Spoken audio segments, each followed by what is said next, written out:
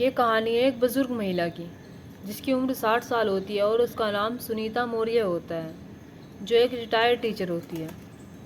और वो अपने घर में अकेली रहती है और उसका घर बहुत बड़ा होता है, तो इसलिए वो एक कमरे में खुद रहती है और बाकी के कमरे उसने किराए पर दे रखे हैं। और रिटायर्ड टीचर है तो पेंशन भी आती है। मानो कि पैसों की तो कोई कमी थी ही नहीं उसके पास।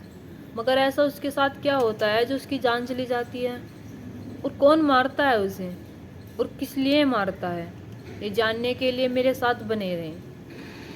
नमस्कार, आदाब, सत श्री अकाल। मेरा नाम रूपा है और इस घटना को जानने के बाद आपके रोंगटे खड़े हो जाएंगे। आप सोचने पर मजबूर हो जाएंगे कि कोई कैसे ऐसा कर सकता है और क्यों ही कोई 60 साल की बुजुर्ग महिला को मारेगा। चलो तो बिना देरी के इस कहानी को शुरू करते हैं। सुनीता मौर्य महाराष्ट्र के एक बड़े से घर में रहती है। जैसे कि मैंने बताया कि उसका घर के सारे रूम जो होते हैं वे किराए पर होते हैं, और जो एक रूम होता है वो उसमें अपना आप रहती है। और सुनीता मौर्य के एक लड़का और एक लड़की होती है। जो लड़का होता है वो इंजीनियर होता है और बेंगलोर में सेटल हो जाता है, जिसकी शादी हो जाती है। और जो उसकी बेटी होती है वो जयपुर में होती है। सुनीता मौर्य अपने घर में अकेली रहती थी और अब कोई करने वाला नहीं था, इसलिए वो एक नौकरानी रखती है जो सुबह शाम का सारा काम कर जाती थी। दोनों टाइम की रोटी बना जाती थी, झाड़ू पोछा सब काम करती थी। और ऐसे ही चल रहा था। उसे भी सुनीता मौर्य बहुत अच्छी लगती थी, क्योंकि वो एक बहुत पैसे वाली औरत थी जिसके पास बेशुमार पैसा था। और वैसे भी वो अकेली रहती थी और वो कभी कभी उसकी बेटी उसके पास मिलने आ जाया करती थी। कभी कभी सुनीता मौर्य अपनी बेटी के पास चली जाया करती थी।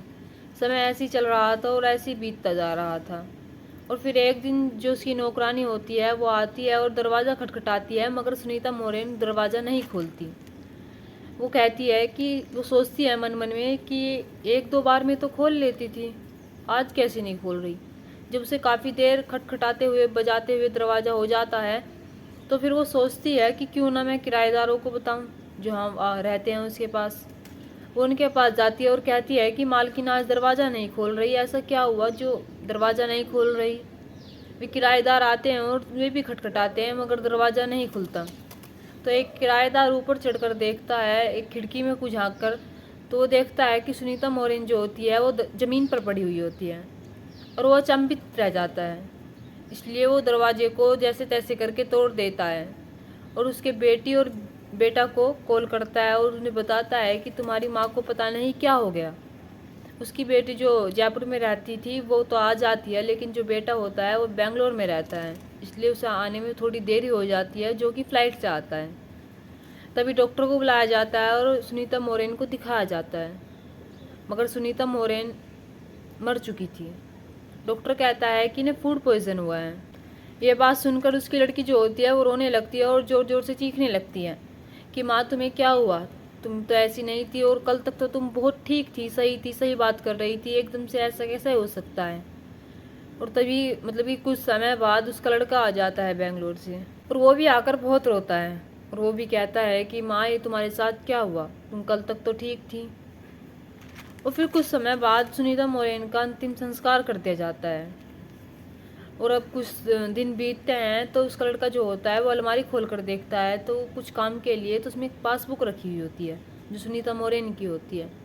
वो सोचता है कि मम्मी तो अब नहीं रही, इस पैसे को मैं ही निकाल लेता हूँ जो मम्मी के अकाउंट में पड़े होंगे। और वो बैंक जाता है, बैंक में पासबुक देता है और कहता है कि इसमें मुझे पैसे देखकर बताइए कि इसमें कितने रुपए पड़े हैं। बैंक मैनेजर जैसे ही पासबुक देखता है वो कहता है कि इसमें तो 1 रुपया नहीं। उसका जो लड़का होता है वो सोचता है कि हमने तो आज तक मम्मी से 1 रुपया नहीं लिया, किराया भी आ रहा था, उनकी पेंशन भी आ रही थी और वो इतना खर्चा भी नहीं करती थी, तो पैसा कहाँ गया। वो बैंक मैनेजर की बातें सुनकर हैरान हो जाता है और वो कुछ देर बैठकर दोबारा मैनेजर के पास जाता है और कहता है क्या आप मुझे बता सकते हैं कि ये पैसे कब निकले और कहाँ निकले। तो मैनेजर कहता है कि क्यों नहीं, मैं बता सकता हूँ कि ये पैसे कब निकले। वो बताता है कि ये पैसे उस डेट को निकले। और जब ये बात उसका लड़का सुनता है तो वो उस डेट को सुनकर हैरान रह जाता है, क्योंकि वो डेट उसकी माँ के मरने के 2 दिन बाद की है। वो सोचता है कि मेरी माँ के अकाउंट से पैसे किसने निकाले, पैसे तो मैं या फिर मेरी बहन निकाल सकती थी। वो घर जाता है और उससे पूछता है, लेकिन वो इनकार कर देती है। तभी वो सोचता है कि पैसे किसने निकाले। और वो सोच ही रहा था, वो देखता है कि जो उसका एक किराएदार होता है वो उसके पास नहीं होता, मतलब कि वहाँ पर नहीं होता है। तो फिर वो इस किराएदार की पूरी डिटेल लेता है और उसका एक फ़ोटो होता है उसके माँ के पास जो एग्रीमेंट के तौर पर उसने लिया था। तो उस फ़ोटो को लेता है और बैंक मैनेजर के पास जाता है और उससे कहता है कि क्या आप मुझे बता सकते हैं कि ये पैसे कहाँ कौन से एटीएम से निकाले गए। फिर बैंक मैनेजर बता देता है और वहाँ पर जाता है, फिर वो उसकी फ़ोटो को वो सीसीटीवी से फ़ोटो निकलवाता है। और जब वो देखता है तो वो देखता है कि ये तो इसका किराएदार है जिसका नाम साहिल होता है। ये तो साहिल है, इसने पैसे क्यों निकाले और इसे मेरी माँ के एटीएम कार्ड का कैसे पता चला। वो सोचता है, वो फिर पुलिस के पास जाता है और पुलिस वालों से जाकर कहता है कि ये जो साहिल है हमारे यहाँ किराएदार है और मेरी माँ की कुछ दिन पहले डेथ हो गई और इसने 2 दिन बाद मेरी माँ के मरने के बाद मेरे माँ के अकाउंट से सारे पैसे निकाल लिए और मुझे इस बात का भी शक है कि मेरी माँ की मौत ऐसे ही नहीं हुई, उन्हें मारा गया है। तो पुलिस वाले कहते हैं कि तुम उस दिन क्यों नहीं है हमारे पास जब तुम्हारी माँ की मौत हुई थी। वो कहता है कि हमें लगा कि उन्हें फूड पॉइजन हुआ है, डॉक्टर ने भी यही बताया था। तो फिर पुलिस वाले उसकी सारी बात सुनते हैं और अपने काम पर लग जाते हैं। वे साहिल को उसके घर से उठा लाते हैं और जैसे ही साहिल को उठाते हैं उससे पूछताछ करते हैं, उस पर थोड़ा सा दबाव बनाते हैं और उससे कहते हैं कि तुमने सुनीता मोरेन के अकाउंट से पैसे क्यों निकाले और तुम्हें एटीएम कार्ड किसने दिया था और तुमने सुनीता मोरेन को क्यों मारा। वे इस बात को भी कहते हैं। थोड़ा सा दबाव डालने के बाद साहिल जो है वो सारी बातें बता देता है और फिर बताता है कि मैं मम्मी पापा के साथ अपने गांव में रहता था और जैसे ही मेरी शादी हुई मेरे ऊपर भार ज़्यादा बढ़ गया था, इसलिए वो सोचता है कि क्यों ना नौकरी की जाए। और महाराष्ट्र में उसका एक दोस्त रहता था जिसके पास वो आ जाता था और नौकरी करने लगता था। कुछ महीने बीतते हैं तो उसकी बीवी जो होती है वो कहती है कि तुम तो महाराष्ट्र में जाकर बैठ गई। वो कहती है कि मुझे मुंबई देखना है, मुझे पूरा शहर घूमना है, मुझे भी लेकर जाओ ना। उसका जो उस साहिल होता है वो कहता है कि ठीक है मैं तुम्हें ले जाऊंगा, मगर वो उसे लाने से पहले एक बात सोचता है कि मैं उसे अपनी दोस्त के घर तो रख नहीं सकता, दोस्त के रूम पर तो रख नहीं सकता, तो मुझे दूसरा घर देखना होगा। तो वो और उसका दोस्त दूसरा घर देखने में लग जाते हैं। तभी वे सुनीता मोरेन के पास जाते हैं और वहाँ पर एक कमरा देखते हैं, मतलब कि बहुत बड़ा होता है, अच्छा होता है, रेंट भी मिनिमम होता है। तो वो कहता है कि मुझे यही चाहिए, हम यहीं पर रह लेंगे। तो एग्रीमेंट करते हैं और रहने लगते हैं। उसकी बीवी आ जाती है और वो उसे पूरा मुंबई दिखाता है, उसे सब कुछ दिखाता है, खवाता है, पियाता है, मतलब कि उससे सारी शॉपिंग कराता है। ऐसे ही 1 महीना बीत जाता है। तभी एक रात वे अपने कमरे में बैठे हुए थे और अपने संबंध बना रहे होते।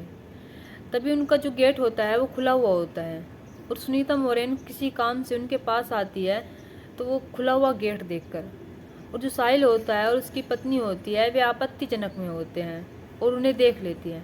जो सुनीता मोरेन होती है उसके मन में एक इच्छा जागती है, वो सोचती है कि क्यों ना मेरे साथ भी ऐसा ही हो। अगली ही सुबह जब जो साहिल होता है वो अपनी पत्नी को 1 महीना रखने के बाद वो कहता है कि तुम अपने घर चली जाओ, मतलब कि मेरे मम्मी पापा के पास चली जाओ और अब मैं अपने दोस्त के पास चला जाऊंगा। वो उसे छोड़ ही आता है और वहाँ पर दोबारा आकर सुनीता मोरेन के पास आकर वो कहता है कि ये लीजिए चाबी, मेरा 1 महीना पूरा हुआ और मैंने आपका किराया पहले ही दे दिया था। पर सुनीता मोरेन जो होती है वो कहती है कि तुम ऐसे घर नहीं छोड़ सकते। वो कहता है कि क्यों। वो कहती है अगर तुमने घर छोड़ा तो तुम्हें एक्स्ट्रा पैसे देने पड़ेंगे। वो कहता है कि एग्रीमेंट में तो ऐसा तय हुआ ही नहीं था। और सुनीता मोरेन जो होती है वो कहती है कि तुम एक काम करो, तुम मेरे साथ पति पत्नी जैसे रहो। साहिल जो होता है वो समझ नहीं पाता, वो कहता है कि कैसे। तो सुनीता मोरेन बताती है कि मैंने रात तुम्हें देख लिया था, मैं ऐसे ही चाहती हूँ कि तुम भी मेरे साथ ऐसे ही करो। पर साहिल जो होता है वो समझ जाता है और सुनीता मोरेन कहती है कि तुम यहाँ जब तक रहोगे फ्री में रहोगे, तुम्हारा खाना पीना भी सब कुछ फ्री में होगा, तुम्हें 1 पैसा देने की ज़रूरत नहीं। साहिल भी लालच में आ जाता है और वो उसके साथ ऐसे ही रहने लगता है। और सुनीता मोरेन उसे अपने घर में बुलाती और खाना खवाती, उसे मतलब कि इसके लिए खाना भी बनवाती, सब काम करती थी। और जो साहिल जो था वो उसके साथ ऐसे ही रहने लगा। कुछ महीने बीतते हैं और उसकी पत्नी का फ़ोन आता है और वो कहती है कि तुम्हें बहुत महीने हो गए, तुम तो मुझसे मिलने भी नहीं आए और तुम मुझे भूल गए। वो कहता है कि ऐसी बात नहीं है, चलो मैं तुमसे मिलने आ जाता हूँ। और वो जैसे ही अगले दिन जाने लगता है तो सुनीता मोरेन जो होती है वो कहती है कि तुम कहीं नहीं जाओगे। वो कहता है कि ऐसा क्यों, मुझे जाना है, मेरे घर जाना है। वो कहती है नहीं, तुम घर नहीं जाओगे। और जब वो जिद लगा कर बैठ जाता है तो सुनीता मोरेन कहती है कि अगर तुम गई तो मैं तुम पर केस कर दूंगी कि तुमने कई महीनों से किराया नहीं दिया और जो मेरे साथ रेप किया है। साहिल जो होता है वो डर जाता है। वो सोचता है कि मैंने तो ऐसा करा ही नहीं, सब कुछ हमारी मर्जी से ही हुआ है। पर सुनीता मोरेन जो होती है वो उस पर दबाव बनाती है और कहती है कि तुम मेरे साथ रहो, तुम अपनी पत्नी को छोड़ दो, मेरे साथ रहो। साहिल जो होता है वो और घबरा जाता है। वो सोचता है कि ये मैंने क्या कर दिया, मगर वो उसे जाने तो देती नहीं, पुलिस की धमकी से रोक लेती है। और अब जो साहिल संबंध बनाता था पहले तो अपनी मर्जी से बनाता था, मगर अब जो बनाता था वो उसकी ज़बरदस्ती से बनाता था। अब ऐसे ही 1-1.5 साल बीत जाता है। जो साहिल जो होता है वो बहुत परेशान हो जाता है। उसकी फैमिली से उसकी कॉल आता है और उसकी पत्नी भी उसे बार बार कॉल करती है। वो डिप्रेशन में पहुंच जाता है। वो सोचता है कि कुछ ना कुछ तो करना पड़ेगा। और फिर एक दिन जैसे ही वो रात को खाने पर जाता है तो जहर ले जाता है, जिसे उसके खाने में मिला देता है। और जैसे ही वे दोनों साथ में खाना खाते हैं बैठकर, जो उसकी वो सुनीता मोरेन होती है उसकी मृत्यु हो जाती है। और जब साहिल भागता है तो उसका एक एटीएम कार्ड पड़ा हुआ होता है सुनीता मोरेन का, तो वो उसे उठा लेता है कि इसमें पैसे होंगे तो मैं निकाल लूँगा, क्योंकि पिन कोड तो उसे पता ही होता है उसका। वो उसकी माँ मतलब कि 2 दिन तो अपने दोस्त के पास रहता है और 2 दिन बाद उस एटीएम से सारे पैसे निकाल कर गाँव में भाग जाता है। वो बताता है कि मैं बहुत परेशान हो चुका था। सुनीता मोरेन मुझे अपने पास रहने के लिए कह रही थी, मुझसे शादी करने के लिए कह रही थी, और मैं उससे कैसे शादी कर सकता था क्योंकि मैं तो पहले से ही शादीशुदा था। वो मुझ पर दबाव बना रही थी और मैंने उससे कभी कुछ नहीं कहा था। और मैंने सोचा क्यों ना सुनीता मोरेन को मार दिया जाए। वो एक 60 साल की औरत थी, उसे जवानी चढ़ी हुई थी और मुझे गुस्सा आ गया, इसलिए मैंने उसे मार दिया। पुलिस वाले जब ये बात सुनते हैं तो वे हैरान रह जाते हैं कि कैसे एक 60 साल की महिला एक हवस के चक्कर में अपनी जान गंवा सकती है। और जब ये सारी बातें सब सुनते हैं तो सभी लोग अचंभित रह जाते हैं। और जो साहिल होता है उस सलाखों के पीछे चला जाता है और जो उसकी बीवी होती है वो अकेली रह जाती है और माँ बाप भी नहीं रह जाते हैं। अगर जो ये सुनीता मोरेन होती है, अगर ये ऐसा कदम ना उठाती तो शायद वो आज जिंदा होती और वो आज अपने बेटे और बेटी के साथ होती। सुनीता मोरेन जो थी वो हवस का शिकार हुई थी। दोस्तों, आप लोगों को इस घटना को सुनाने का मेरा मकसद कोई आपका दिल दुखाना नहीं है। मैं चाहती हूँ कि आप जागरूक रहें, आप सतर्क रहें और अपनी फैमिली के साथ खुश रहें और ऐसी ऐसी घटनाओं से बच कर रहें। अगर आपको मेरी वीडियो अच्छी लगती है तो लाइक, शेयर और सब्सक्राइब ज़रूर करें।